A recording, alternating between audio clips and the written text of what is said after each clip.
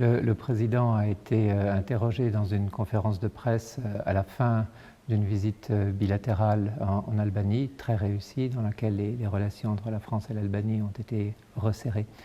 Et donc il a eu une question sur la situation au Kosovo et il a souhaité mettre les deux parties, le Kosovo et la Serbie, devant leurs responsabilités. Et en commençant par la Serbie d'ailleurs, en appelant le président Vučić à condamner très fermement l'attaque du 24 septembre, le meurtre du policier Afrin Bunyaku, bien entendu, mais l'ensemble de l'attaque, et en demandant que toute la lumière soit faite sur cette attaque et que les auteurs soient traduits en justice. Ça, c'était le premier message.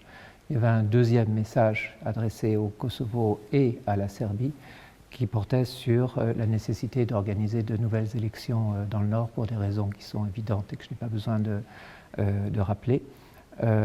Des élections avec une participation des Serbes et un retour des Serbes dans les institutions.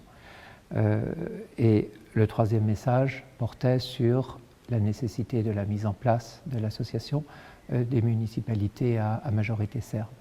À la fin de ce message, de ces trois demandes exprimées, à la fois à l'égard du président Vučić et des autorités du Kosovo, le président a rappelé que la libéralisation des visas, en vigueur en ce moment pour la Serbie et en vigueur à partir du 1er janvier 2024 pour le Kosovo, sont une incitation positive, un geste de confiance, et que ce geste n'a pas été payé de retour, et qu'il était donc nécessaire que les deux parties se réengagent dans le dialogue.